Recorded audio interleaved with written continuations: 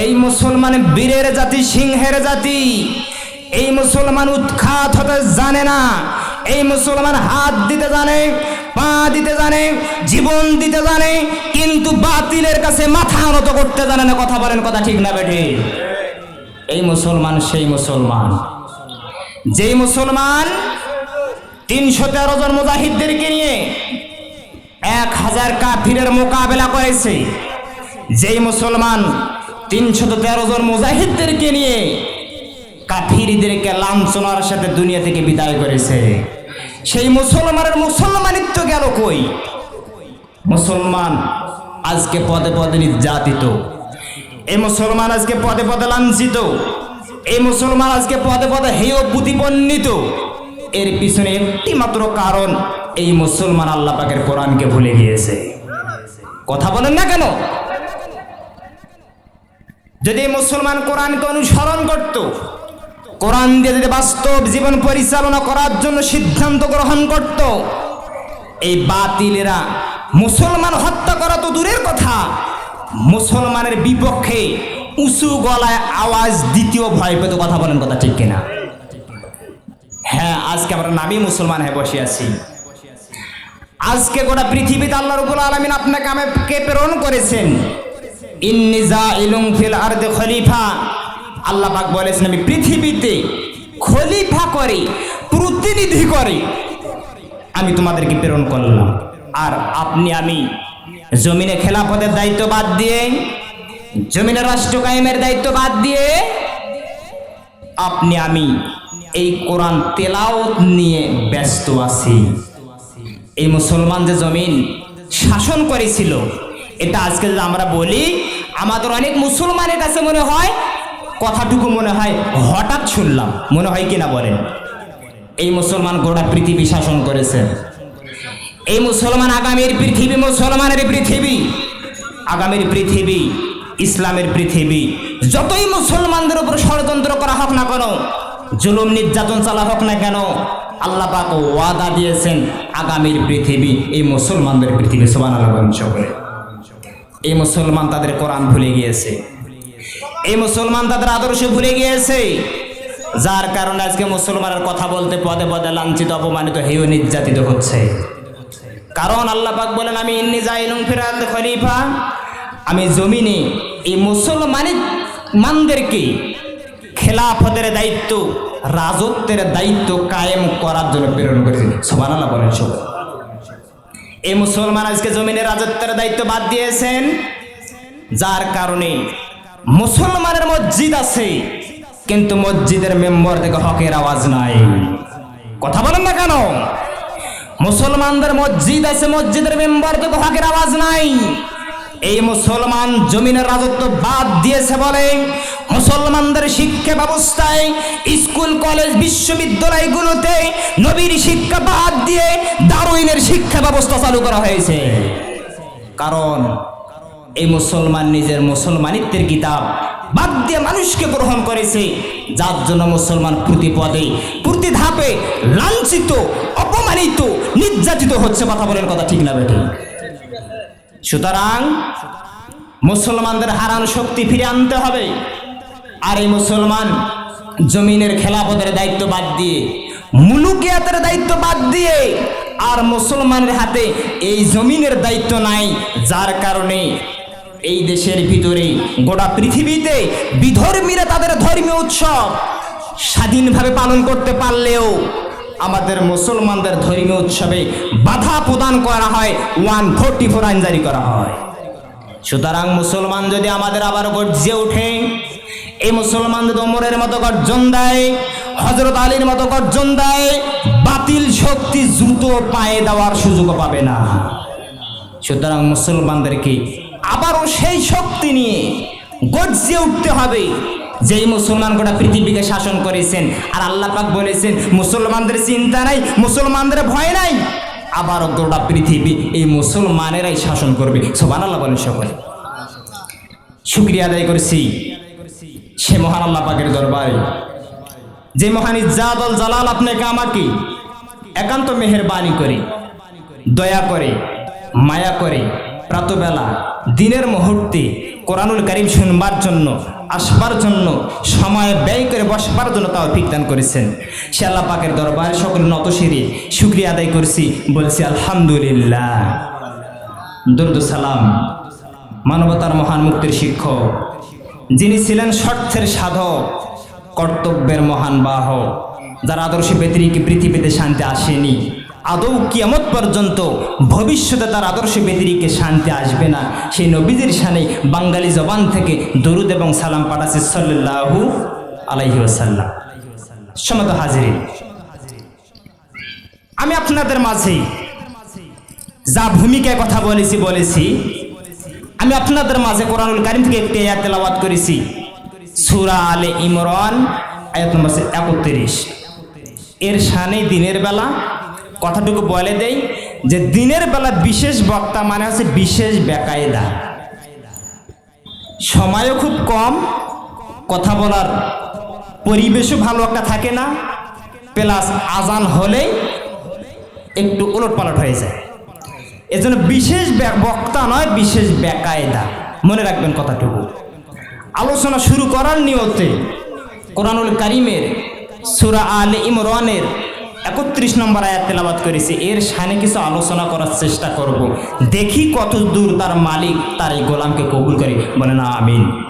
সম্মানিত হাজিরিন, আল্লাহ পাক বলেছেন, কুল ইন কুনতুম তুহিব্বুনাল্লাহ, ওগো নবীজি আপনি বলুন, যদি তোমরা, আল্লাহ পাক তার রাসূলকে ইন্ডিকেট করে বলেছেন, ওগো নবীজি আপনি বলুন, যদি তোমরা আল্লাহকে ভালোবাসতে চাও, ভালোবাসতে চাবে, ভবিষ্যতে আল্লাহকে যে ভালোবাসো এটার প্রমাণ দিবে হো নবী, তখন আপনি বলে দিবেন ফাত্তাবিউনি, তারা যেন আপনি রাসূলের আনুগত্য প্রকাশ করে। সুবহানাল্লাহ বলেন সকলে। আল্লাহ পাক বলেন, হে নবী আপনি বলে দিন যে যদি তোমরা আল্লাহকে ভালোবাসতে চাও, যদি তোমরা আল্লাহকে ভালোবাসো, তাহলে এখান থেকে ব্রেক, তাহলে আল্লাহ পাক বলেছেন ফাত্তাবিউনি, তারা যেন আপনি রাসূলের আনুগত্য নেতৃত্ব জমিনে মেনে নেয়, তাহলেই তারা আল্লাহকে ভালোবাসতে পারলো। আর আল্লাহকে যেই ব্যক্তি ভালোবাসতে পারলো, ইয়াগফির লাকুম যুনুবাকুম আল্লাহু গফুরুর রহিম। সুবহানাল্লাহ বলেন সকলে। আল্লাহ পাক বললেন, আমাকে ভালোবাসলো যে, তার জিন্দিগানির সমস্ত গুনাহগুলো আমি আল্লাহ মাফ করে দিলাম। শুধু মাফ করলেই কি হবে? শুধু মাফ করলেই কি হবে? ইমাম তিরমিজির বর্ণনা, বুখারীতে হাদিসটি এসেছে, আল্লাহ পাক যেই জায়গায় মাফ করানোর পরে জায়গা খালি থাকবে, এই খালি জায়গায় আবার সওয়াব দিয়ে পরিপূর্ণ করে দিবে। তাহলে আল্লাহকে ভালোবাসার দরকার আছে না নাই? আল্লাহকে ভালোবাসার মাপ কাটিয়েছে রাসূলের আনুগত্য করা, রাসূলের আনুগত্য করা। আল্লাহকে আপনি আমি যদি বলি ভালোবাসি, একটা বিধর্মীয় বলে কাকে ভালোবাসে? আল্লাহকে ভালোবাসি কারণ ঈশ্বর আমারে খাওয়ায়, আল্লাহকে ভালোবাসি কারণ ঈশ্বর আমাকে নিরাপত্তা দেয়, আল্লাহকে ভালোবাসি কারণ এই ঈশ্বর আমাকে সর্ব অবস্থায় পরিচালিত করে।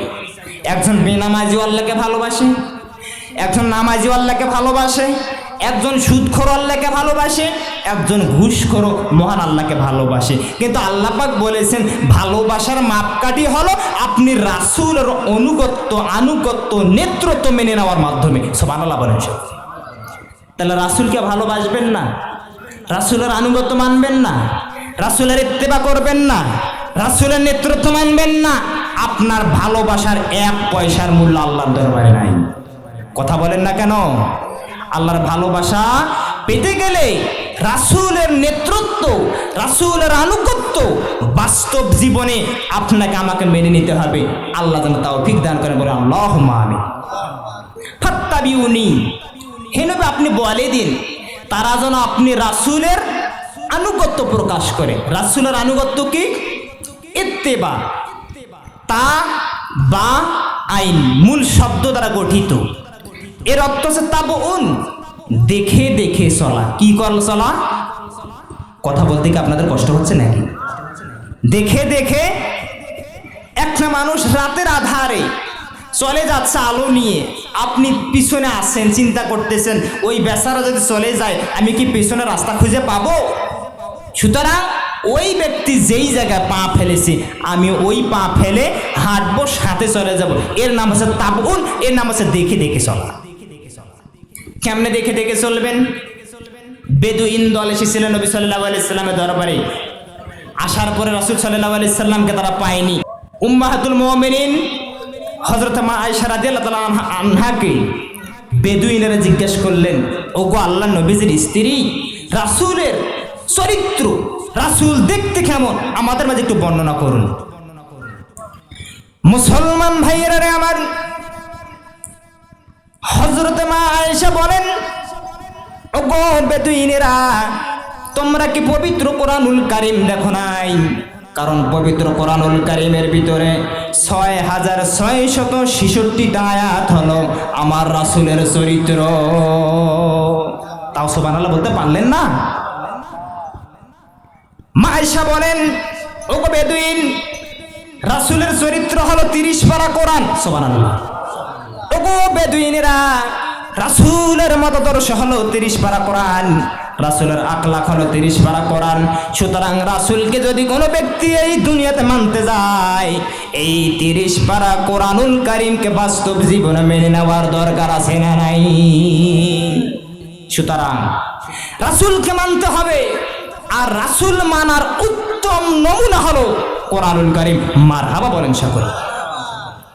ফাত্তাবিউনি, হে নবী আপনি বলে দিন তারা যেন আপনার আনুগত্য করে, আপনাকে অনুসরণ করে, আপনাকে দেখে দেখে চলে। যদি আপনাকে তারা দেখে দেখে চলতে পারে, আমি আল্লাহ পাক ওয়াদা দিলাম তাদের জিন্দিগানির সমস্ত গুনাহগুলো মাফ করে দিব। কালকে বলেন, অথবা সকালে অথবা না খেয়ে এসেছেন, রাত্রিবেলা খানা খাবার পরে শুয়ে শুয়ে বলেন আলহামদুলিল্লাহ। আল্লাহ পাক বলেন, আমি যদি আমার রাসূলকে তোমরা দেখে দেখে চলতে পারো, আমার রাসূলের আনুগত্য যদি বাস্তব জীবনে প্রকাশ করতে পারো, মেনে নিতে পারো, তাহলে আমি আল্লাহ কথা দিলাম তোমাদের জিন্দিগানির সমস্ত গুনাহ খাতা মাফ করে দিব। শুধু তাই নয়, মাফ করা জায়গাগুলোতে সব দ্বারা আমি আল্লাহ পাক পরিপূর্ণতা দান করব। তাহলে গুনাহ মাফ হবে, পাশাপাশি সওয়াবও আসবে। সুবহানাল্লাহ বলেন সকলে।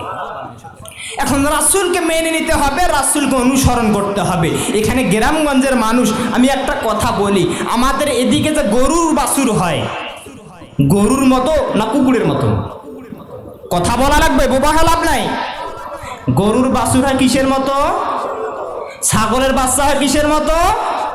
মুরগির বাচ্চা হয় কিসের মতো? ১৫০০ বছর আগে নবীজি বলেছেন রাসূলের উম্মত হবে কার মতো? কথা বলেন না কেন? রাসূলের উম্মত হবে রাসূলের মতো। এখন রাসূল কি টুপিওয়ালা ছিলেন না টুপি ছাড়া ছিলেন? ওয়াজ আপনারাই করবেন, টুপিওয়ালা না টুপি ছাড়া? আপনি জিন্দিগিতে টুপি মাথায় দিলেন না, যারা টুপি মাথায় দেয় তাদের বিরোধিতা করলেন। আর আপনি মনে মনে বলতেছেন আমি আল্লাহকে ভালোবাসি, আমি রাসূলকে অনুসরণ করি। তার নমুনা আপনার টুপিওয়ালা দেখলে গা জ্বালাপালা করে। তাহলে আপনি রাসূলকে অনুসরণ করেন আর আল্লাহকে ভালোবাসেন। গরুর বাছুর গরুর মতো, ছাগলের বাচ্চা ছাগলের মতো, মুরগির বাচ্চা মুরগির মতো। মা আয়েশা রাদিয়াল্লাহু তাআলা আনহা বলেন রাসূলের উম্মত হবে রাসূলের মতো। সুবহানাল্লাহ বলেন সকলে। তাহলে রাসূল টুপিওয়ালা ছিলেন, তাহলে আপনি টুপিওয়ালা হবেন? কথা বলেন না কেন? যদি টুপিওয়ালা হতে না পারেন তাহলে টুপিওয়ালাকে ভালোবাসবেন, কিন্তু না, টুপিওয়ালাও হইলেন না, বরং যারা টুপি মাথায় দেয়, টুপিকে অনুসরণ করে, এদের বিরুদ্ধে আপনি আমি ষড়যন্ত্র করি। কথা বলেন, কথা ঠিক না বেটি? তাহলে রাসূলের উম্মত হবে, আজকের আলোচনার বিষয় রাসূলের উম্মত হবে রাসূলের মতো। তাহলে রাসূলকে দাড়িওয়ালা ছিলেন বেদাড়িওয়ালা? তাহলে আপনি দাড়িওয়ালা লোক দেখলে আপনার গা চুলকায় কেন? আপনার দাড়িওয়ালা লোক দেখলে গা জ্বালাপালা করে কেন? তাহলে বোঝা গেল আপনি আদৌ রাসূলের উম্মত হতে পারেন। কারণ রাসূলের উম্মত যদি হতে পারেন, মা আয়েশা বলেছেন রাসূলের উম্মত হবে রাসূলের মতো। রাসূল ছিলেন দাড়িওয়ালা, কিন্তু আপনি দাড়ি নাই, বরং দাড়িওয়ালাকে দেখলে গা জ্বালাপালা করে, দাড়িওয়ালাকে দেখলে গা চুলকায়, মনে হয় ধরলে খেয়ে ফেলে দিবে। তাহলে আদৌ আপনি নামাজ পড়লেও রাসূলের উম্মত হতে পারেন নাই, রোজা করলেও রাসূলের উম্মত হতে পারেন নাই, হজ করলেও রাসূলের উম্মত হতে পারেন নাই, কারণ রাসূলের সুন্নতের মহব্বত আপনার ঈমানের ভিতরে নাই। কথা বলেন না কেন মুসলমান ভাইয়েরা আমার? তাহলে রাসূল পাঞ্জাবি ওয়ালা ছিল নাকি শার্ট গায়ে দেওয়ালা? কথা বলা লাগবে। তাহলে রাসূল যদি পাঞ্জাবি গায়ে দেওয়া লোক হয়ে থাকে তাহলে রাসূলের উম্মত হবে কার মতো? তাহলে রাসূল যদি পাঞ্জাবি গায়ে দেয় আপনি রাসূলের উম্মত, পাঞ্জাবিকে গায়ে দিবেন। কিন্তু পাঞ্জাবি তো গায়ে দেন না, বরং পাঞ্জাবি ওয়ালা দেখলে মাথা হ্যাং হট হয়ে যায়। চিন্তা করে কখন পাঞ্জাবি ওয়ালাকে ধরবো আর জায়গা মতো পৌঁছাই দেব। খোদার কসম করে বলি আপনি ইমানের লেশ আপনার অন্তরের ভিতরে নাই। আপনি হতে পারেন ডাবল হাজি, হতে পারেন 3 বার 4 বার হজ করেছেন, উমরা করেছেন, তাহাজ্জুদ গুজারি, বিশ্বনবীর সুন্নতের উপর যদি আপনার লানত থেকে থাকে, খোদার কসম করে বলি আদৌ আপনি রাসূলের উম্মত হিসেবে কিয়ামতের ময়দানে রাসূলের সামনে মুখ দেখাতে পারবেন না। সম্মানিত হাজিরিন, তাহলে আপনাকে পাঞ্জাবিওয়ালাকে দেখলে আদর সম্মান করতে হবে, কারণ পাঞ্জাবি আমার রাসূলের পোশাক। সুবহানাল্লাহ বলেন সব। তাহলে দাঁড়িয়ে রাসূলের পোশাক, টুপি রাসূলের পোশাক, পাঞ্জাবি রাসূলের পোশাক, এইগুলো দেখে যাদের মুখ খারাপ করে, মাথা খারাপ করে, এদেরকে দেখলে যাদের গা জ্বালাপালা করে, মা আয়েশার হাদিস থেকে পাওয়া যায় এই ব্যক্তিগুলো নামাজ পড়তে পারে, রোজা করতে পারে, হজ করতে পারে, যাকাত দিতে পারে, কিন্তু মা আয়েশা বলে না কুচ্ছিন কালে ইমানদার থাকতে পারে না। তাহলে রাসূলের সুন্নতের মহব্বতের দরকার আছে না নাই? তাহলে আপনার জীবন সাজাতে হবে রাসূল গরুর বাছুর যেমন গরুর মতো, রাসূলের উম্মত হবে রাসূলের মতো। রাসূলের যা যা ছিল আপনাকে তা তা বাস্তব জীবনে মেনে নিতে হবে। আল্লাহ পাক যেন আমাদেরকে কবুল করেন, বলে আল্লাহুম্মা আমিন। রাসূলের জীবনীতে ছিল রাসূলের উম্মত হবে রাসূলের মতো 1, 2 রাসূলকে অনুসরণ করে তাবউনের ব্যাখ্যায় মুফাসসিরিন কিরাম বলেছেন 2 নম্বর হলো রাসূলের প্রেরিত, রাসূলের আনিত, রাসূলের বাস্তবায়িত করা রূপ, বাস্তবায়িত করা দায়িত্ব প্রকাশ্যে কাজ করতে হবে। এটাকে আপনাকে ক্লিয়ার করে বলি, রাসূলের যেটা মিশন ছিল তিনি বাস্তবায়িত করেছেন। রাসূলের যা মিশন ছিল উম্মতের ভিতরে তিনি পাবলিসিটি করেছেন। এই রাসূলের মিশন বাস্তবায়ন করা হলো রাসূলকে দেখে দেখে চলা। মারহাবা বলেন সকলে। রাসূলের মিশন কি ছিল? তাফসীর ইবনে কাসির খুলবেন পেয়ে যাবেন, বাইজাবি খুলবেন পেয়ে যাবেন, তাফহিমুল কোরআন খুলবেন পেয়ে যাবেন, ফি জিলালিল কোরআন খুলবেন পেয়ে যাবেন। রাসূলের মিশন ছিল আল্লাহর জমিনে আল্লাহর দ্বীন প্রতিষ্ঠা করা। বলেন সুবহানাল্লাহ। আল্লাহর জমিনে আল্লাহর দ্বীন প্রতিষ্ঠা করার জন্য ধাপ রয়েছে 4টা কমপক্ষে। ইমাম তিরমিজি বর্ণনা করেছেন 7টা, আর কোরআনের আয়াত 4টাকে নির্দেশনা প্রদান করে। 1 রাসূলের তাবউনের ব্যাখ্যায় ফি জিলালিল কোরআন লিখেছেন দেখে দেখে চলতে হবে। রাসূলের আনিত মিশনকে বাস্তব জীবনে প্রয়োগ করতে হবে, বাস্তবায়ন করতে হবে। 1 নাম্বার হলো দাওয়াত। সুবহানাল্লাহ বলেন। মুসলমান ভাইয়েরা আমার, মা আয়েশা রাদিয়াল্লাহু তাআলা আনহা বলেন রাসূলের মিশনের 1 নাম্বার দায়িত্ব হলো দাওয়াত। রাসূল যেমনে দাওয়াত দিয়েছেন ইসলামের, যেমনি দাওয়াত দিয়েছেন কোরআনের, যেমনি দাওয়াত দিয়েছেন কাফির আর মুশরিকদেরকে, আপনি রাসূলের উম্মত, রাসূলকে মহব্বত করেন, আল্লাহকে ভালোবাসেন। এর জন্য রাসূল যেমনি দাওয়াত দিয়েছে তেমনি দাওয়াত দেওয়ার দরকার মুসলমান আছে না নাই? তেমনি দাওয়াত দিতে হবে। রাসূল কেমনে দাওয়াত দিলেন? হিকমতের সাথে, যেখানে যেমন লাগে তেমন তিনি দাওয়াত দিয়েছেন। রাসূলের দাওয়াত কেমন ছিল এই ব্যাপারে হাদিস খুললে পেয়ে যাবেন। রাসূল দাওয়াত দিলেন 1 থেকে 40 বছর পর্যন্ত দাওয়াতে কোনো কাজ হলো? কথা বলা লাগবে, কাজ হয়েছে? 40 বছরের পরে যে দাওয়াত দিয়েছেন, এই দাওয়াতে পরিপূর্ণ কাজ হয়েছে। ইমাম বুখারী লিখেছেন 40 বছরের পরে বাকি 23 বছরের দাওয়াতটা ছিল ইসলামের ইতিহাসের জন্য স্বর্ণের যুগ। কি দিয়ে দাওয়াত দিয়েছিলেন? কথা বলেন। কোরআন দিয়ে।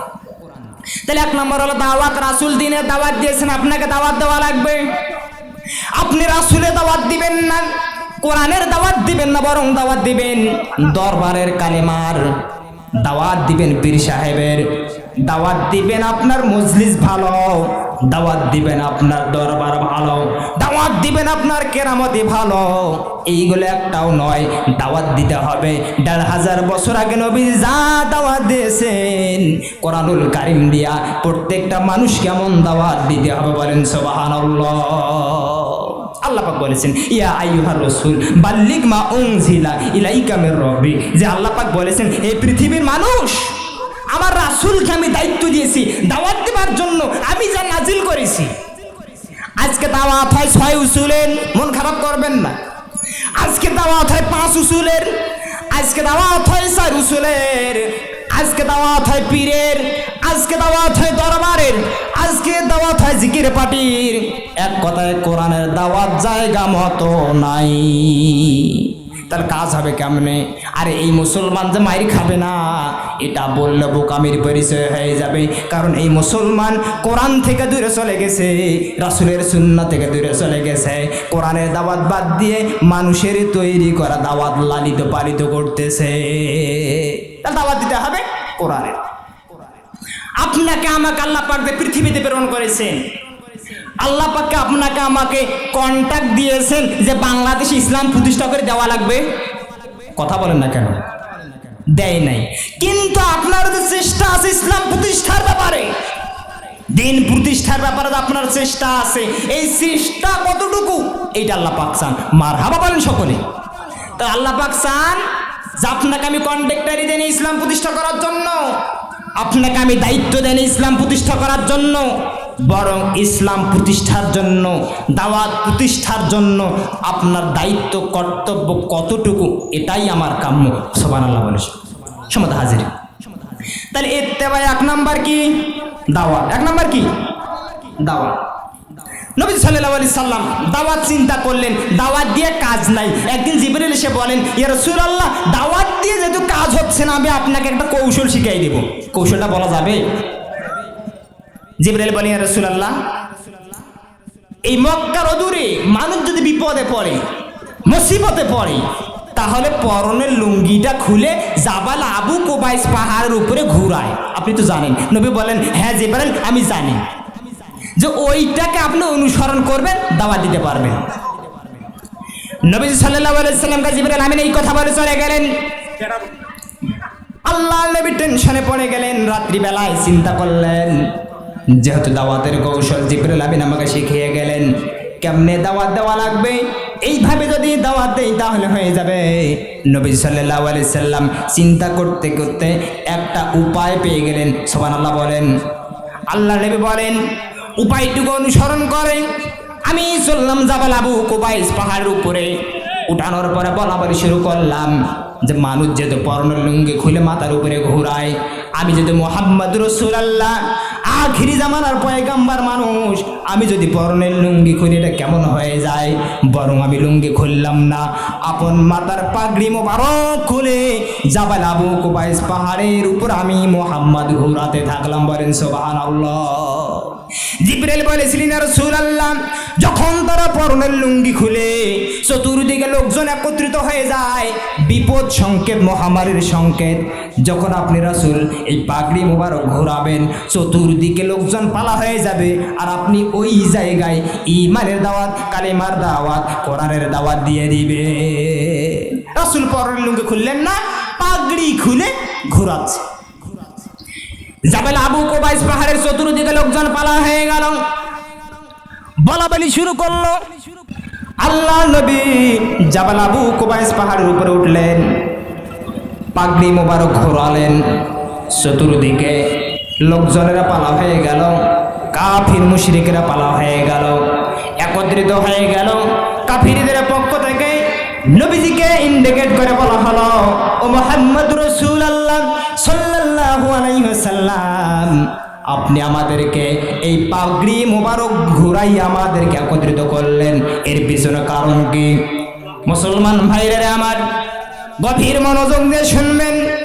আল্লাহ নবী বলেন, ও আমার কওমের লোকেরা, আমি তোমাদেরকে যদি বলি এই পাহাড়ের অপর প্রান্তরে একটা সুসজ্জিত সৈন্যবাহিনী তোমাদেরকে মারার জন্য, তোমাদের উপর আক্রমণ করার জন্য, তোমাদেরকে হত্যা করার জন্য প্রস্তুতি নিয়েছেন, তোমরা কি তা বিশ্বাস করো? কাফিরদের ভিতর থেকে বলা হলো, ও মুহাম্মদ রাসূলুল্লাহ, এটা আমরা মাথা পেতে বিশ্বাস করি। বলেন সুবহানাল্লাহ। বলে কেন? ও মুহাম্মদ, তুমি জিন্দিগানিতে 40 বছরের হায়াতে জিন্দিগানি আমরা তোমার গবেষণা করেছি, 40 বছরের সময়কে বিশ্লেষণ করেছি, তাত্ত্বিকভাবে বিশ্লেষণ করেছি। আমি মুশরিক হিসাবে সাক্ষ্য দিতেছি, 40 বছরের জীবনীতে তুমি মুহাম্মদ সাল্লাল্লাহু আলাইহি সাল্লাম একটি মিথ্যা কথা বলো নাই। সুতরাং তুমি যদি বলে থাকো যে এই পাহাড়ের অপর প্রান্তের একটা সুসজ্জিত সৈন্যবাহিনী আক্রমণ করার জন্য, মারার জন্য, হত্যাযজ্ঞ চালানোর জন্য রেডি হয়েছে, আমরা তা মাথা পেতে মেনে নিব। নবীজি বললেন, না না না, এটা নয়, এটা ছিল দৃষ্টান্ত। আমি 40 বছরে মিথ্যা কথা বলি নাই, 40 বছর অবাঞ্ছিত কথা বলি নাই, অযৌক্তিক কথা বলি নাই, প্রতারণা করি নাই। এটা তোমরা আমাকে ডকুমেন্টস দিলা, তোমরা আমাকে সার্টিফিকেট দিলা। ও কাফির বেঈমানরা শোনো, এটা যেমন বিশ্বাস করো আমি মিথ্যা কথা বলতে পারি না, আমি অযৌক্তিক কথা বলতে পারি না, অনাকাঙ্ক্ষিত কোনো কাজ করতে পারি না। আমি মুহাম্মদ রাসূলুল্লাহ সাক্ষ্য দিতেছি, ওই কথাটাকে যত সত্য মনে করেছো তার চাইতে লক্ষ কোটি গুণে সত্য হলো লা ইলাহা ইল্লাল্লাহু মুহাম্মাদুর রাসূলুল্লাহ সাল্লাল্লাহু। নবীজি বললেন, আমি তোমাদেরকে বললাম পাহাড়ের বিপরীত পাশে সৈন্যবাহিনী আক্রমণ করার জন্য, মারার জন্য, হত্যা করার জন্য রেডি, তোরা বিশ্বাস করো। কাফেরেরা বলল, বিশ্বাস করে নিলাম। বলে কেন? যে জিন্দিগানিতে আপনি মিথ্যা কথা বলেন নাই, আপনি হলেন আল আমিন, আপনি হলেন as-সাদিক। সুবহানাল্লাহ। তাস-সাদিক আল আমিন মিথ্যা কথা বলতে পারেন না। যখন তিনি বলেন লা ইলাহা ইল্লাল্লাহ, তখন কাফিরদের মুখ কাছ থেকে ঢিল ছুটতে শুরু হলো। কি ছুটতে? নবীজির অপরাধ কি ছিল? ও মুসলমান জাতি, নবীজির অপরাধ কি ছিল? যেই নবীজির গায়ে মুসা মাছি পড়তো না, যেই নবীজির গায়ে আল্লাহ পাক আসমান দিয়ে জমিন দিয়ে যখন যেতেন, আসমান থেকে ছায়া নাজিল করে দিতেন। এই নবী যখন বললেন লা ইলাহা ইল্লাল্লাহ, আল্লাহ ছাড়া কোনো আইনদাতা নাই, কোনো বিধানদাতার মালিক নাই, তখন কাফিরদের পক্ষ থেকে ঢিল ছোড়া শুরু হয়ে গেল। পূর্ণিমার চাঁদের মতো চেহারা নবীর, এই নবীর শরীর ঢিল ছোড়া শুরু হয়ে গেল। এখন আমি বলি, নবীর চাইতে আপনার আমার শরীর কি দাম বেশি? কথা বলা লাগবে, দাম বেশি। তাহলে নবী যদি দাওয়াত দিতে গিয়ে ইটের ঢিল খায়, পাথরের আঘাত খেয়ে আপনি কিসের দাওয়াত দেন? আপনি ঢিল ছোড়া তো দূরের কথা, আপনি কোরমা পোলাও ভাত খেয়ে ঘরে দরবারে বসে থাকে। তাহলে বোঝা গেল রাসূলের দাওয়াত আর আপনার দাওয়াত কোশ্চিন কালেও মিল নাই। ঠিক কিনা? ঠিক কিনা? তাহলে রাসূলের দাওয়াত আপনার দাওয়াত মিল নাই। ঢিল ছোড়া শুরু করলো, আবু জাহেল বলা বলি শুরু করলো, ও ভাতিজা মুহাম্মদ রাসূলুল্লাহ, বিগত 40 বছর পর্যন্ত তোমাকে আমি মনে করেছিলাম ভালো মানুষ, 40 বছর যাবৎ বিশ্বাস করেছিলাম তুমি মনে হয় সত্যবাদী, বিশ্বাসী। আজ থেকে মনে হলো তুমি এই দেশের ভিতরে, আকাশের নিচে, জমিনের উপরে সবচাইতে নিকৃষ্ট জঙ্গিবাদী। নাউজুবিল্লাহ, জোরে বলেন। তাহলে 1 মিনিটের দাওয়াতে 40 বছর ইবাদত শেষ। আবু জাহেল বলে, ভাতিজা তোমাকে এতদিন পর্যন্ত সত্যবাদী মনে করেছিলাম, আর একটু আগে যা বললা এই কথা মরার পরে মনে হলো তুমি সত্যবাদী হতে পারো না, তুমি হলো এই পৃথিবীর সবচাইতে বড় সন্ত্রাস। আজ আজকে রাসূলের কায়দায় যারা দাওয়াত দেয়, রাসূলের ওই সিস্টেমে যারা দাওয়াত দেয়, বিগত দিনে যদি তারা ভালো থাকে, কিন্তু আজ তারা বলে তোমরা পৃথিবীর সবচেয়ে নিকৃষ্ট। নাম বললাম না। মুসলমান ভাইয়েরা আমার, গভীর মনোযোগ দিয়ে শুনবেন। আবু জাহেল আল্লাহর নবীর উপরে নির্যাতন চালালো। এইখানে একটা কথা বলে দেয়, যেই জায়গায় নবীর রক্ত পড়ে, যেই জায়গায় শহীদানের রক্ত পড়ে, ওই জায়গা ইসলামের জন্য উর্বর হয়ে যায়। মুসলমান হতাশ হবার কোনো কারণ নেই। ওয়ালা তাহিনু ওয়ালা তাহজানু ওয়া আনতুমুল আ'লাউনা ইন কুনতুম মুমিনিন। চিন্তা করো না, চিন্তার দরকার নাই। যদি তোমরা মুমিন হও, বিজয় তোমাদেরই। সুবহানাল্লাহ বলেন সকলে। ভয় পাওয়ার কারণ কি? যেই জমিনে মুসার রক্ত ঝরেছে, সেই জমিনে ফিরাউনের পতন হয়েছে। যেই জমিনে ইব্রাহিম আলাইহিস সালামের রক্ত ঝরেছে, সেই জমিনে নমরুদের পতন ঘটেছে। যেই জমিনে ইউসুফ আলাইহিস সালামের রক্ত ঝরেছে, সেই জমিনে জুলাইখার পতন ঘটেছে। যেই নবী জমিনে আপনার আমার নবী জনাবে মুহাম্মদ রাসূলুল্লাহ দান্না মোবারক শহীদ হয়েছে, সেই জমিনে ইসলামের পতাকা উড্ডীন হয়েছে। আবু জাহেল চিরতরে পতন হয়েছে। কথা বলেন, কথা ঠিক না বেটে? সুতরাং নবীর আদর্শ বুকে ধারণ করে, নবীর আদর্শ বুকে লালন করে, নবীর মতাদর্শ বাস্তব জীবনে নিজের দেহের ভিতরে লালন করে আজকেও দাওয়াত দেন। কাফির বেঈমান যত নির্যাতন করুক না কেন, তাদের পতন আসবে, এটাই নিশ্চিত। অবশ্যই আসবে। তাহলে দাওয়াত দিতে হবে। আজান হচ্ছে না?